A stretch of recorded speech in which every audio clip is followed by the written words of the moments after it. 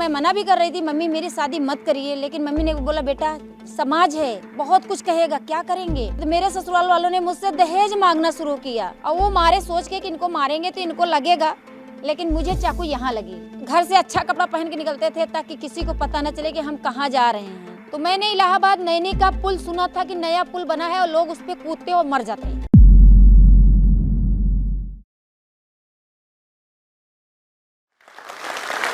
मेरा नाम तबस्सुम बानो है।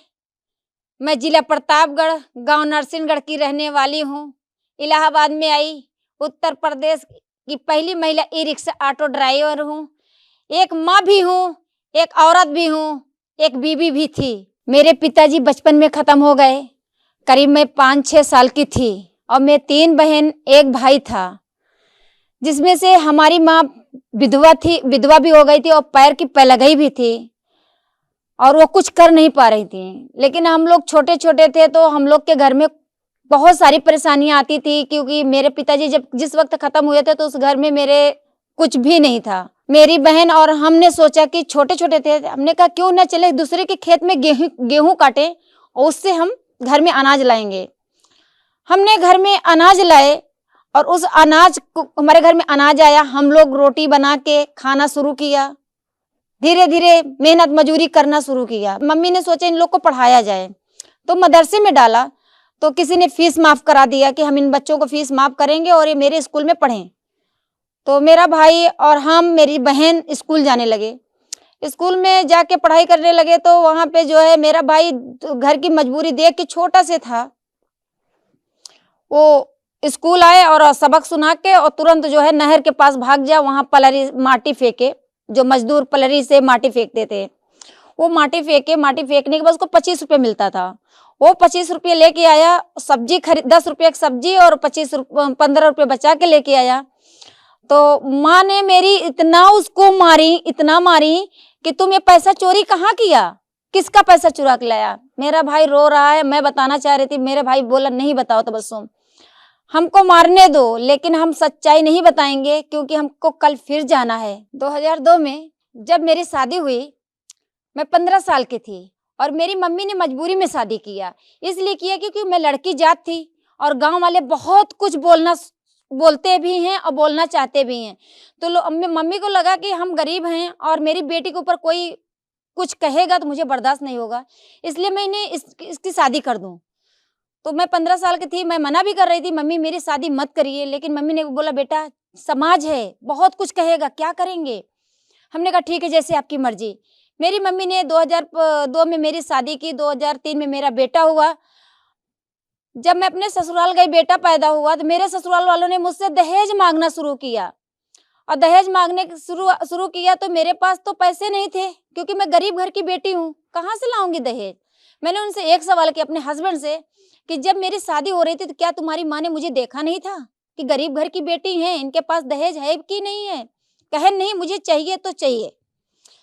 हमने कहा लोगों के घर में बेटा होता है तो खुशियां आती है और हमारे यहाँ तो दुखी में हमको डाल दिए। 7 दिन का लड़का हुआ है, हम बीमारी में हैं और आप दहेज मांग रहे हैं। उन्होंने कहा हम 3 तलाक तुमको दे के तुम्हारे घर वापस कर देंगे, जब तक दहेज नहीं लेके आओगी तुमको हम रखेंगे नहीं, तुम्हारे सामने मैं दूसरी शादी करूंगा। हमने कहा ठीक है, हमको जैसे तैसे अपने घर में रहने दीजिए, मेहनत मजूरी करके खाएंगे, अपने बच्चे को पालेंगे, लेकिन मुझे यहाँ से मत निकालिए। लेकिन फिर भी मेरे ससुराल वाले, मेरे पति ने मुझे नहीं माना। उन्होंने मेरे सामने अपनी दूसरी शादी करके घर में लाए दहेज के साथ। फिर मैं 6 महीना उनके घर में थी, इंतजार करती रही। बोली तुम नौकरानी की तरह रहोगी। हमने कहा ठीक है, नौकरानी ही सही। 6 महीने बीत गए, तुमको खर्चा देंगे, नहीं दिया। फिर वो सब बम्बई लेके अपनी बीवी को चले गए। जब बम्बई लेके चले गए तो हम थोड़ा बीमार थे, और जो बीमारी आज तक कोई मीडिया में, कोई किसी से मैं छुपा के चल रही हूँ और बताना भी नहीं चाहती हूँ, क्योंकि बीमारी तो मेरे शरीर के अंदर है और लोग इस बीमारी में दुनिया छोड़ देते हैं। लेकिन फिर भी खुदा का शुक्र है कि आज हम इस दुनिया में आप सबके सामने हैं। 2005 में मुझे कैंसर हुआ, बॉम्बे गए। बॉम्बे में मेरा टाटा हॉस्पिटल में ऑपरेशन हुआ। वहाँ से मुंह का ऑपरेशन होने के बाद पेट में गया, आज भी पेट में वो मरज कहीं न कहीं बना हुआ है। मेरा इलाहाबाद आने का रीज़न ये था, मैं अपने केस के बारे में मैं सोची कि अगर केस करेंगे तो मेरे पति मुझे कुछ खर्चा पानी देंगे। मैं जिला प्रतापगढ़ गई, वहाँ पे केस किया अपने पति के नाम, तो महिला प्रकोष्ठ में गए थे। महिला प्रकोष्ठ में गए थे तो महिला प्रकोष्ठ वाले ने हमारा बहुत हेल्प किया। फिर उन्होंने कोर्ट में डाला। कोर्ट में जब डालने के बाद में मेरे पति को जब कुर्की आने का समय आया तो उन्होंने बम्बई से वापस आए। तो उन्होंने 6 महीने का सुलह लिया कि 6 महीने का सुलह ले लेंगे, 6 महीने के बाद फिर हम अपना काम करेंगे। जब 6 महीने का सुलह लिया तो महिला प्रकोष्ठ ने कहा, तबस्सुम जी 6 महीने का सुलह हो रहा है, कर लो, इसके बाद अगर कुछ ऐसा होता तो हम लोग हैं। हमने कहा ठीक है, आप लोग की जैसी इच्छा। तो उन्होंने सुलह लगा दिया। 6 महीना मैं अपने ससुराल में रही, लेकिन मुझे 10 रुपया तक नहीं दिया। हम वहाँ पे भी मेहनत मजूरी, क्योंकि उसमें खुश थे, मेहनत मजूरी करके खा लेंगे, अपने बच्चे को पाल लेंगे। अपने बच्चे को मैंने 22 दिन का बेटा था, मैंने माठा पिला के पाला हूँ। उसके बाद जब हमको ये सताने लगे, फिर मैं कचहरी गई। कचहरी में मैं कोर्ट में पहुंची तो कोर्ट में फैसला ये आया, हम जीत गई। जीत गई तो इनको 3000 रुपया के मतलब उस समय में 2005 में 3000 रुपया बहुत मायने था। तो 2007 में हमने केस जीता तो इन्होंने कहा कि हम इनको पैसा नहीं देंगे, इनको मार के फेंक देंगे, वही पैसा हम जेल में डाल के मतलब पुलिस को दे के बरी हो जाएंगे।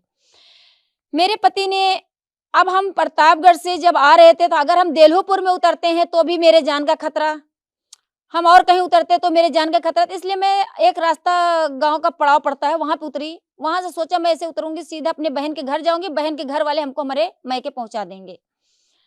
जब मैं वहां उतरी तो ये लोग वही रास्ते में बैठे थे जिस वक्त इन्होंने मुझे चाकू मारा। और वो मारे सोच के कि इनको मारेंगे तो इनको लगेगा, लेकिन मुझे चाकू यहाँ लगी, यहाँ चाकू लगी। फिर चाकू फेंक के मारे तो मेरे गर्दना में लगी। जब गर्दना में मेरे लगी तो मैं भागी, बड़े तेज बजरा के खेत था उसमें भागी। भागते भागते नदी पड़ती है, बकलोही नदी, आप लोग सब जानते होंगे, जो गजेड़ा के पुल पे है। उस नदी में कूदी। उस नदी से कूद के मैं दूसरे गांव में घुस के फिर अपने गांव पहुंची, नरसिंहगढ़। तो खून से लथपथ थी। मम्मी ने पूछा क्या हुआ, हमने कहा मम्मी ऐसे ऐसे मेरे साथ हुआ है। फिर मैंने थाने में गई तो थाने वाले ने बोला तुमने अपने हाथ से काटा है। मैंने कहा आप लोग भी काट के दिखाइए। तो मेरे गांव का प्रधान क्या बोलता है, अरे पुलिस ये पागल हो गई है। तो मैं मम्मी से बोली कि मम्मी अब हमारा लास्ट केस है, प्रतापगढ़ जा रहे हैं, क्या करेंगे क्या नहीं। तो उसी दिन मेरा आखिरी दिन था फैसला तलाक का, कोर्ट ने दिला रहा था। मैं कोर्ट में पहुंची, मेरे पति पहुंचे। जब वहाँ तलाक हुआ मेरा, तलाक होने के बाद तो फिर मैं मैके आई। तो मैं मैके जब अपने मैके में पहुंची, अपने भाई भी थे और भाभी भी थी। मम्मी तो विधवा ही है, सबसे लाचार थी। तो हमने कहा मम्मी अब क्या करें, हमारा कोई गुजारा नहीं। मेरा भाई एक लफ्ज बोला, तुमको रखेंगे लेकिन इस लड़के को नहीं रखेंगे। हमने कहा यही तो मेरा जरिया है, इसी को सबने छोड़ दे रहे हैं, तुम इसको लेके इसको कैसे छोड़ सकते, इसका बाप भी तो नहीं मान रहा है। आज अगर इसके बाप को मोहब्बत होती तो दूसरी शादी न करता, क्योंकि आजकल बेटे का जमाना है। बेटा अगर जिस घर में बेटा पैदा होता है उसका चानी होता है, वो तो बेटे से मोहब्बत ही नहीं करता। बोला इसको ले जाइए। हमने कहा ठीक है। मम्मी से बोला मम्मी क्या करूं बताइए, अब हमारे पास कहाँ जाएं हम। कहीं बेटा मेरे पास न कर है न बल है, मैं तुमको कैसे संभालूं, जो तुम्हारे समझ में आए करो। तो मैंने इलाहाबाद नैनी का पुल सुना था कि नया पुल बना है और लोग उस पर कूदते और मर जाते हैं। मैंने मन में सोच लिया, मम्मी से भी नहीं बोला, किसी से नहीं बोला। मैंने अपने बच्चे को लेके 45 किलोमीटर पैदल इलाहाबाद आई। रात में अब नाम जानने लगे, क्योंकि जब इलाहाबाद में रहने लगे तो नाम पता चला कि ये पड़िला है। पड़िला में रुके, रात गुजारे वहां पे। तो सुबह होते होते हम 9 बजे पुल पे पहुंच गए। मेरा बेटा रोने लगा, मम्मी बहुत भूख लगी है, अब हमसे चला नहीं जा रहा है। 2003 की पैदाइश है, 2007 की बात बता रही हूँ। हमने कहा बेटा कुछ भी नहीं है। तब मैं नकाब पहनती थी, मुस्लिम घर की हूँ, नकाब पहनती थी। मेरे पास 2 रुपया था और तब 2 रुपए में पार्ले बिस्किट इतना आता था कि पेट भर जाए एक बार। हमने बच्चे से बोला बेटा वो दुकान दिख रही है उस पे जाओ, वो बिस्कुट ले लो, लेकिन किसी से नहीं बोलना कि हम मरने जा रहे हैं। सिर्फ वो बिस्किट लेके आओ, खाओ और पानी पी के बस पहुंच गए हैं करीब। और बच्चा है वो नहीं समझ पाया, फिर भी वो अंकल जी से बोला अंकल जी हमको 2 रुपए का बिस्कुट दे दीजिए। अंकल ने 2 रुपए का बिस्कुट दिया। बोला क्या करोगे बेटा, ये खा के जा रहे दादाजी मर जाएंगे। तब वो अंकल जी ने हमें बुला लिया। बोला इधर आओ, हमको पानी दिया, हमने पिया नहीं रहे, लेकिन फिर भी जबरदस्ती उन्होंने पानी, चाय, बिस्किट हमको कराया। फिर उन्होंने सिस्टर शिवा के बारे में बताया। सिस्टर शिवा एक ऐसी लेडी हैं जो महिलाओं के लिए काम करती हैं और आज भी कर रही हैं, तुम उनके पास जाओ। हमको उनके पास लेके पहुंचे। सिस्टर शिवा ने मुझे एक नया जीवन दिया। उन्होंने कहा बेटा तुम अपने बेटे को अगर अपने मम्मी के पास छोड़ दोगी तो मैं तुम्हारे बेटे को तुमको ऐसी काम देंगे कि तुम अपना कमाओगे, अपने बेटे को पढ़ाओगी। हमने कहा सिस्टर मेरे बेटे को कोई रखने के लिए तैयार नहीं है, हम अपने बेटे को नहीं छोड़ सकती, जिएंगे तो साथ में जिएंगे और मरेंगे तो हम साथ में मरेंगे। सिस्टर ने भी ठान लिया कि तबस्सुम अपने बेटे को छोड़ नहीं सकती है तो इसको अपने साथ रखेंगे। सिस्टर ने अपने साथ रखा, मेरे बेटे को सेंट जोसेफ स्कूल में एडमिशन कराया। उन्होंने मेरे बेटे को पढ़ाया, मेरा देखभाल किया। 2011 में मेरा भाई खत्म हो गया कि बम्बे से डेड बॉडी मंगाए। उस वक्त बहुत दुखी हो गए कि आज मेरा एक भाई था, जैसे भी था, अच्छा बुरा, लेकिन एकलौता मेरा भाई था, वो दुनिया छोड़ दिया। उस भाई को अफसोस में हमने कहा अब मेरे परिवार की मुझे जरूरत है, मेरी भाभी को, भाभी के बच्चों को, मेरी बहन विधवा है, उनको 3 बच्चे हैं, उनकी जरूरत है। एक छोटी हमसे बहन है, उसको भी ससुराले थोड़ा तंग करते थे, उसकी भी जरूरत है। मैंने क्या किया, एजी ऑफिस पे एक डेंटर पेंटर था, उसके यहाँ गई, मैं काम ढूंढी। हमने कहा मुझे डेंट पेंट करने का कुछ काम सिखाइएगा। कहे अरे तबस्सुम जी आप काम सीखेंगी? हमने कहा क्या करें, काम सीखना तो पड़ेगा। उनके यहाँ हम डेंट पेंट का दिसंबर से शुरू किया, डेंट पेंट का काम किया। और जब उनके यहाँ काम नहीं रहता था तो मैं गारा माटी का काम ढूंढती थी, किसी के घर में काम लगा हो तो मैं जाके गारा माटी दे सकूं। मैंने गारा माटी का काम किया। घर से अच्छा कपड़ा पहन के निकलते थे ताकि किसी को पता न चले कि हम कहाँ जा रहे हैं, क्योंकि लोग बहुत कुछ बोलेंगे। इसलिए हमने घर से अच्छा कपड़ा पहन के निकलती थी, वहां जाके चेंज करती थी, फिर अपने काम में लपटी आ जाती थी, अपना काम करके आती थी। डेंटर पेंटर में काम करते हमको 200-300 रुपया मिलता था। वो पैसा इकट्ठा करके अपनी माँ के पास भिजवाती थी। भाभी को देखना है, सबका घर का पूरा राशन उठाना है। सिस्टर शिवा ने मेरे बच्चे को मेरा ख्याल रख रही थी। फिर सिस्टर ने हमको एक आइडिया दिया कि तबस्सुम तुम एक ई रिक्शा ले लो, 2013 की बात है। तुम ई रिक्शा ले लो तो ई रिक्शा से अगर तुम दिन भर में 50 रुपया कमाओगी, 100 रुपया कमाओगी तो महीने का तुम्हारा होगा, लेकिन तुम कमाओगे। तो मुझे गाड़ी चलाना कभी नहीं आया था, साइकिल तक नहीं चलाना था, क्योंकि हमारे मतलब बिरादर में कोई साइकिल चलाने के लिए बहुत आपत्तियां डालते हैं, अरे लड़की जाते हैं साइकिल चलाएगी, गाड़ी चलाएगी, ये है वो।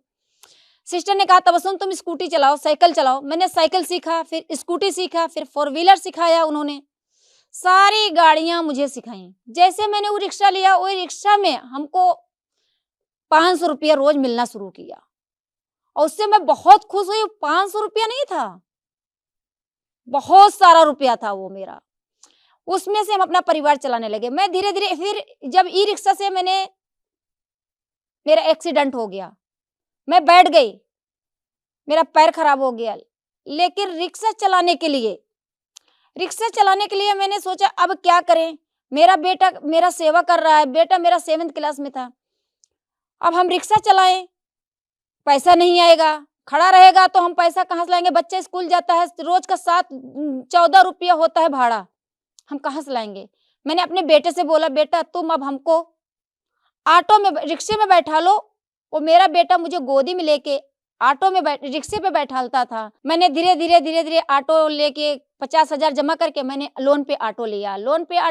ऑटो चला चला के हम अपने परिवार का अपना पेट पालना शुरू किया। इत्तेफाक की बात कि पिछले साल कोरोना से पहले मेरी ऑटो खराब थी। मैंने मिस्त्री को बोला कि मेरी ऑटो ले जाके बना दो। वो मेरा ऑटो लेके जा रहा था, लेकिन राजापुर ट्रैफिक चौराहे पे ही एक महिला लेडी आई थी आरटीओ, उन्होंने मेरा ऑटो को सीज कर दिया। फिर भी मैंने हिम्मत जुटाई, एक इको लिया, इको खरीदा। कैसे कैसे पैसा लेके मैंने किसी के नाम से, और नाम अपने निकालने जा रहे थे, लेकिन एक बंदा ऐसा आया, चौक का था, गढ़ी सराय का, सलीम नाम था, रोने लगा। बोला आपा मेरे नाम ऑटो निकलवा आप गाड़ी निकाल लीजिए, क्योंकि मेरा भी क्रेडिट अच्छा हो जाए तो मैं एक बिजनेस कर सकूं। इंसानियत के नाते हमने कहा जैसे हमारा किसी ने भला किया हम इसकी भी भला कर दें। कहा ये मेरी गाड़ी ले लेगा मुझसे। मैंने यूको खरीदा 1,40,000 का, अपना पैसा लगाई, लेकिन गलती हमसे इतनी सी हो गई कि मैंने पैसा उसको दिया, चेक उन्होंने काटा।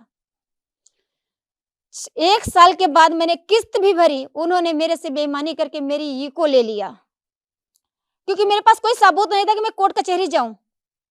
मैं एक औरत हूं, मैं डर गई। मेरा बेटा चाह रहा था कि न दें, लेकिन वो यूको ले गया, बेच दिया, हमसे छीन लिया। लेकिन मेरे पास अभी कोई गाड़ी नहीं है, लेकिन हाँ, एक गाड़ी हमको मिली है। एक जज साहब थे, रवि धवन साहब, वो खत्म हो चुके थे। उनकी बीबी जाने लगी अपना बेच बाज के घर, और तो फिर उन्होंने, सिस्टर शिवा ने ही उनसे कहा था कि तबस्सुम इस वक्त लाचार हैं, मजबूर हैं, उनके लिए एक गाड़ी दे दीजिए। आज हमारे पास वो गाड़ी है, लेकिन फिर भी मेरे लिए महत्वपूर्ण है। अगर 1000 रुपया 500 रुपया कमाते हैं, वो 500 रुपया, वो 1000 रुपया मेरे लिए बहुत मायने हैं। जैसे उन्होंने मेरी ऑटो को बंद कर दिया, जैसे मेरे गाड़ियों को छीन लिया, लेकिन मेरे हौसलों को नहीं छीन पाएंगे। मुझे चाकू मारा, मुझे मारने के लिए सोचा, लेकिन मेरे हौसलों को नहीं मारा। मेरा हौसला आज भी जिंदा है और जिंदा रहेगा। और मेरा सारी महिलाओं से यही कहना है, अपनी शक्ति बढ़ाएं और हौसला बढ़ाएं। कभी किसी से मजबूरी नहीं उठाएंगी, वो अपने पैर पे खुद खड़ी रहेंगी और 4 लोगों को सहयोग करेंगी। It is said that when you educate a woman, you educate an entire generation. नारी सशक्तिकरण पर ये पंक्तियां हमारे दिल को जोश और हिम्मत से भर देती हैं। ऐसी ही हिम्मत भरी कहानी अभी हमने सुनी जोश टॉक्स पर, और हमें उससे काफ़ी प्रेरणा भी मिली। ऐसी ही कहानी है लक्ष्मी जी की, जिन्होंने CS करके बड़े शहर में वो आए जॉब का सपना लेके, पर उन्हें यहाँ जॉब नहीं मिल पाई। पर उन्होंने हिम्मत नहीं हारी, जोश के साथ उन्होंने कम्युनिकेशन स्किल्स पर काम किया और आज एक बड़ी कंपनी में वो काम कर रही हैं। आज की महिला दुनिया के साथ कदम से कदम मिला रही है। चाहे कितनी भी मुश्किलें आए, कितनी भी प्रॉब्लम्स आए, अब हमें उड़ने से कोई नहीं रोक सकता। हाँ, अगर कुछ रोक सकता है तो वो है सही स्किल का ना होना। लेकिन अब जोश के साथ हमें कोई डर नहीं। लक्ष्मी जी की ही तरह कई स्टूडेंट्स जैसे कि वैशाली जी, नीला, प्रणाली, आरती और उषा जी ने मिलके जोश स्किल्स के साथ विभिन्न स्किल्स जैसे कि spoken English, communication skills, personality development, finance, business building सीखकर आज अपनी अलग पहचान बनाई है। अब स्पोकन इंग्लिश की ही बात कर लेते हैं। यहाँ पे आप लाखों स्टूडेंट्स के साथ डेली बोलने की प्रैक्टिस कर सकते हैं to become fluent in English communication. एक सेफ, स्मूथ एक्सपीरियंस और जोश के विश्वास के साथ। Every powerful woman has one thing in their heart, and that is Josh. Now you can also become successful by keeping Josh in your heart and in your phone.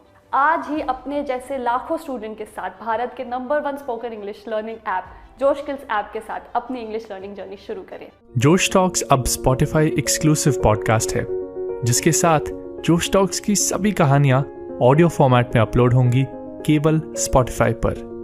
और हाँ, अगर आपको ये वीडियो अच्छी लगी तो आप जोश टॉक्स पॉडकास्ट को फॉलो कर सकते हैं और सुन सकते हैं ऐसी कई प्रेरणादायक कहानियां सिर्फ Spotify पर। इस वीडियो के बारे में अपनी राय नीचे कमेंट सेक्शन में हमें बताएं और अपने दोस्तों के साथ ये वीडियो शेयर करना ना भूलें।